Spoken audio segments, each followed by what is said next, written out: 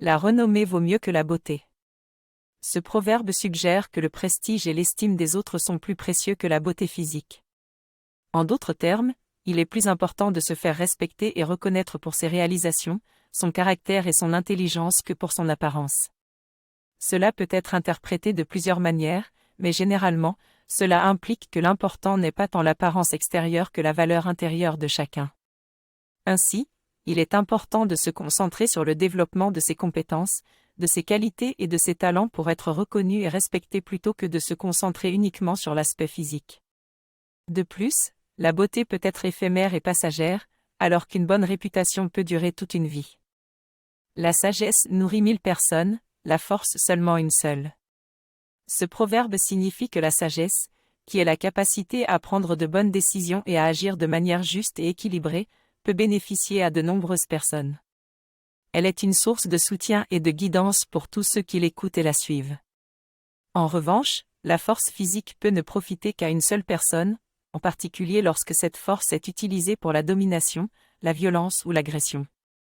La sagesse est donc plus précieuse que la force brute car elle a une portée plus grande et peut impacter positivement la vie de nombreuses personnes. La santé de la femme dépend de son sommeil, celle de l'homme repose sur son estomac. Ce proverbe accorde une grande importance à deux éléments clés pour la santé humaine, le sommeil et l'alimentation. Il souligne également une différence entre les besoins de santé des femmes et des hommes. Concernant les femmes, il semblerait que leur sommeil soit un facteur primordial pour leur santé globale. En effet, les femmes ont généralement un sommeil plus léger et plus facilement perturbé que les hommes, car elles peuvent être affectées par des troubles du sommeil tels que l'insomnie, le syndrome des jambes sans repos, ou encore des changements hormonaux associés à la grossesse ou à la ménopause. Pour les hommes, l'estomac est souvent mis en avant comme facteur influent sur leur santé. Une alimentation équilibrée, au choix des aliments et des quantités adaptées, permet de maintenir leur santé et leur énergie. En négligeant la qualité de leur alimentation, les hommes peuvent être plus enclins à développer des maladies chroniques comme le diabète, l'hypertension artérielle, ou encore les maladies cardiovasculaires. En résumé, ce proverbe rappelle l'importance de prendre soin de son sommeil et de son alimentation pour préserver sa santé. Il souligne également la nécessité de considérer les différences entre les besoins de santé des femmes et des hommes pour garantir une prise en charge complète et efficace. La satisfaction personnelle est le premier pas vers le déclin. Ce proverbe a pour sens qu'une fois que l'on atteint un certain niveau de succès ou de satisfaction dans sa vie personnelle, il est facile de se reposer sur ses lauriers et de céder à la complaisance. Cette attitude peut être dangereuse et conduire à une stagnation ou même à une régression de notre développement personnel. En effet, sans maintenir une attitude de remise en question constante et de recherche de nouvelles opportunités, on risque de stagner et de ne plus progresser. Le fait de se remettre en question régulièrement et de continuer à travailler pour atteindre de nouveaux objectifs est donc crucial pour maintenir notre développement personnel à long terme. La vraie pauvreté est plus facile à supporter que la fausse richesse. Ce proverbe souligne la valeur de la simplicité et la nécessité d'être authentique dans ses choix de vie. Il suggère qu'il est préférable d'être vrai à soi-même et de vivre modestement plutôt que de faire semblant d'être riche et de vivre dans une fausse image de la richesse qui nécessite beaucoup d'efforts pour maintenir cette image. La véritable pauvreté peut être un bling, mais elle peut également apporter une certaine tranquillité d'esprit et une liberté d'être soi-même, tandis que la recherche de la fausse richesse peut aboutir à des pressions sociales, à des dettes et à un stress mental important. En fin de compte, le proverbe nous invite à réfléchir sur nos propres choix de vie et de trouver un équilibre entre les besoins et les désirs authentiques et les influences extérieures qui peuvent nous pousser à vivre au-delà de nos moyens. La véritable beauté d'une personne est dans son cœur, celle d'une parole est dans sa vérité. Ce proverbe dit en substance que la vraie beauté ne se limite pas à l'apparence physique ou à la rhétorique, mais réside également dans les qualités morales et les intentions sincères. Ainsi, une personne peut être considérée comme belle en raison de son bon caractère, de sa gentillesse, de sa compassion et de son honnêteté. De même, une parole peut être considérée comme belle lorsqu'elle est vraie, juste et porteuse d'une intention positive, plutôt que de simples paroles séduisantes ou flatteuses. En somme, être authentique, honnête et bienveillant sont des qualités importantes qui contribuent à la beauté intérieure. Le bonze qui ne parle pas de démon n'obtient pas d'offrande de riz pour remplir son sac. Ce proverbe souligne l'importance de répondre aux attentes et aux besoins des autres pour gagner leur confiance et leur soutien. Dans le cas du bonze, qui est un moine bouddhiste, s'il ne parle pas des démons, il ne peut pas transmettre le message bouddhiste et obtenir des offrandes de riz de la part des gens pour subvenir à ses besoins. De manière plus générale, le proverbe signifie que pour obtenir des avantages, il est essentiel de répondre aux attentes et aux besoins des autres et de fournir ce qui est nécessaire pour leur satisfaction. Cela implique de savoir quelles sont les préoccupations et les besoins des autres, de les comprendre et de communiquer efficacement pour les satisfaire. Le ciel ne donne pas naissance à des personnes inutiles, de même, la terre ne fait pas pousser de plantes sans nom. Ce proverbe signifie que chaque être vivant sur cette terre est né avec une raison et un but à accomplir. Tout comme le ciel ne crée pas des êtres inutiles et la terre ne fait pas pousser des plantes sans but, chaque personne a sa place dans ce monde et son propre rôle à jouer. Il rappelle l'importance de trouver sa propre voie et de faire quelque chose de sa vie avec utilité, en contribuant positivement à la société. Le jour où l'on devient moine, Bouddha nous semble se tenir juste devant nous, après 3 ans de pratique, il n'est plus qu'à peine visible à l'horizon.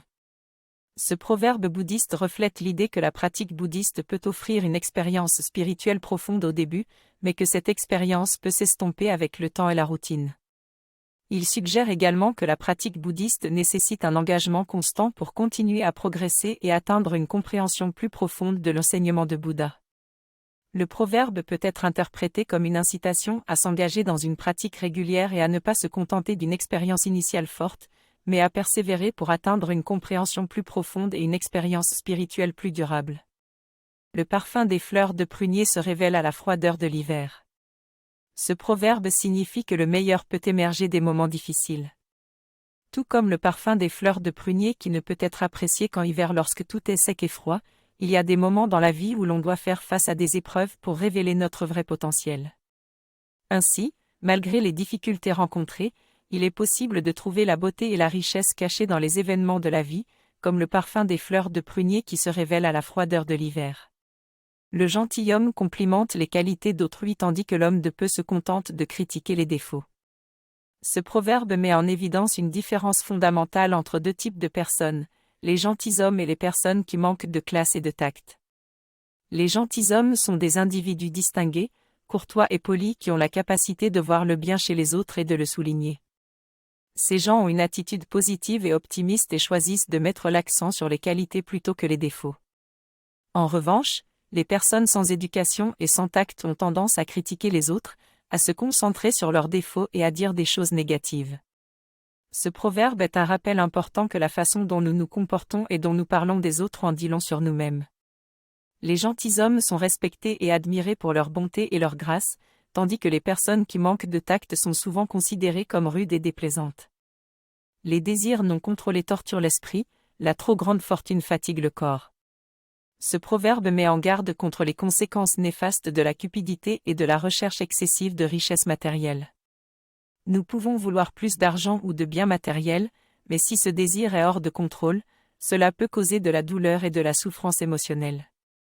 D'autre part, si nous poursuivons trop ardemment la richesse, cela peut également avoir un impact négatif sur notre corps, en nous faisant travailler trop dur, nous causer du stress et de la fatigue.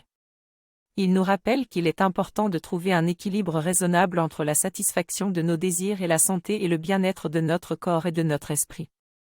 Les eaux lointaines ne guérissent pas une soif pressante, de même un proche voisin est plus utile qu'une famille éloignée. Ce proverbe peut être interprété de plusieurs façons, mais généralement, il souligne l'importance de la proximité et de l'aide de ceux qui sont proches de nous. Il peut s'appliquer à différentes situations de la vie, notamment en matière de relations familiales, de soutien social ou de collaboration professionnelle. En ce qui concerne les relations familiales, ce proverbe souligne que la famille peut être importante, mais elle ne doit pas être la seule source de soutien ou de réconfort. Parfois, les amis et les voisins proches peuvent être plus utiles pour résoudre des problèmes ou atteindre des objectifs. Il montre également qu'il est important de cultiver des liens de voisinage forts, car les voisins peuvent être une aide précieuse en cas d'urgence ou de nécessité. Sur le plan professionnel, ce proverbe souligne l'importance de la collaboration et de la coopération entre les collègues, en particulier ceux qui travaillent dans le même environnement géographique. Les personnes travaillant dans une même région peuvent se soutenir mutuellement, partager des ressources et des connaissances, et travailler ensemble pour atteindre des objectifs communs. Globalement, le proverbe suggère qu'avec des relations de proximité, il est plus facile de se soutenir les uns les autres en cas de besoin et que cela est crucial pour vivre ensemble dans une communauté. Les gentilshommes savent se distinguer tout en vivant en harmonie avec les autres, les hommes de peu se ressemblent mais ne cessent de se quereller. Ce proverbe souligne l'importance de la distinction et de la distinction de soi dans la vie, surtout dans les relations sociales. Les gentilshommes sont censés être exemplaires dans leur comportement, leur savoir-vivre, leur élégance et leur honnêteté. Ces qualités leur permettent de vivre en harmonie avec les autres, en évitant les querelles et les conflits non nécessaires. Les hommes de peu, en revanche, sont présentés comme étant plutôt uniformes, banals et conflictuels. Ils n'ont pas la distinction et la dignité nécessaires pour instaurer une relation saine avec les autres. Ils sont souvent en compétition, envieux et querelleurs à cause de leur manque de personnalité et de leur complexe d'infériorité. Ainsi, ce proverbe conseille de cultiver des qualités nobles et distinguées pour vivre heureux et en paix avec les autres. Les distinctions ne sont pas seulement des signes extérieurs de richesse ou de pouvoir, mais des qualités intérieures qui nous permettent de nous distinguer et de nous élever spirituellement. Les grands artistes savent être audacieux. Ce proverbe suggère que pour devenir un grand artiste, il est important de faire preuve d'audace. Les artistes qui prennent des risques et qui osent sortir des sentiers battus ont plus de chances de créer des œuvres originales et mémorables. L'audace peut être considérée comme un élément clé du processus de création artistique, car elle permet de sortir de sa zone de confort, de découvrir de nouveaux horizons et d'explorer des idées novatrices. En somme, être audacieux dans sa pratique artistique peut aider un artiste à se démarquer et à se faire remarquer dans l'industrie artistique.